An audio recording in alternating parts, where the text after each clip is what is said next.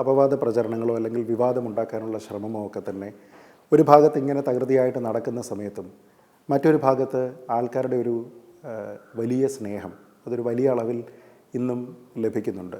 നമ്മൾ അങ്ങനെ നോക്കിക്കഴിഞ്ഞാൽ അധികാരമില്ലാത്ത ഒരു രാജകുടുംബമാണ്, ഒരു ടൈറ്റുലർ കിങ്ങാണ് അവിടെയുള്ളത്.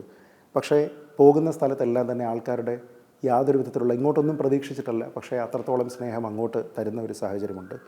അതിനോടൊപ്പം തന്നെ രാജ്യത്തിൻ്റെ തന്നെ ഏറ്റവും വലിയൊരു ആദരവ് ഈ അടുത്തിടെ അമ്മയെ തേടിയെത്തിയിരിക്കുന്നു. അതേപോലെ തന്നെ അമ്മയുടെ ചേച്ചിയുമായി ബന്ധപ്പെട്ട് ഇരട്ടി മധുരം എന്ന് പറയാവുന്നത് പോലെ മറ്റൊരു ഗവൺമെൻറ്റിൻ്റെ ഒരു ആദരം കിട്ടിയിരിക്കുന്നു. അതും ഏകദേശം ഒരേ സമയത്ത് രണ്ടാൾക്കാർക്കും ഉണ്ടാകുന്നു. അപ്പോൾ ഇത്തരത്തിലുള്ള കാര്യങ്ങൾ കിട്ടുന്ന സമയത്ത് പത്മനാഭസ്വാമിയോടുള്ള ഏറ്റവും വലിയ ഭക്തി കൊണ്ടാണത് ലഭിക്കുന്നത് എന്നുള്ളൊരു വിശ്വാസം മനസ്സിലുണ്ട് എന്നുള്ളതറിയാം. പക്ഷേ എങ്കിലും അങ്ങനെയുള്ള ആദരവുകളെ, ആൾക്കാരുടെ സ്നേഹത്തിനെയൊക്കെ എങ്ങനെയാണ് നോക്കിക്കാണുക? ഇദ്ദേഹം പറഞ്ഞ വളരെ ശരിയാണ്.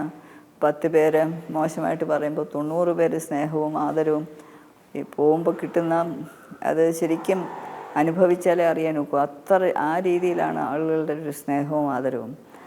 അത് പറഞ്ഞറിയിക്കാൻ പറ്റുന്നില്ല, ആ രീതിയിലാണ്. അത് വലിയൊരു ഭാഗ്യമല്ലേ.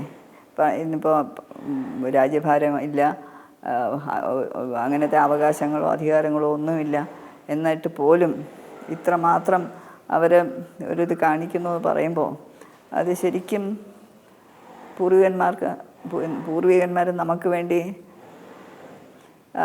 ഒരു വലിയൊരു നിധി തന്നതുപോലെ അത് ഗുഡ് വിൽ, ആളുകളുടെ ഗുഡ് വിൽ, അത് ശരിക്കും അതൊന്ന് ഭഗവാന്റെ അനുഗ്രഹം, പത്മനാഭൻ്റെ അനുഗ്രഹം 2 കൈ കൊണ്ടും നിറഞ്ഞ ഹൃദയത്തോടുകൂടി അത് വാങ്ങിക്കുകയാണ്. ഒരുപാട് നന്ദി, ഒരുപാട് സ്നേഹം അങ്ങോട്ടുണ്ട്, ഒരുപാട് സന്തോഷം.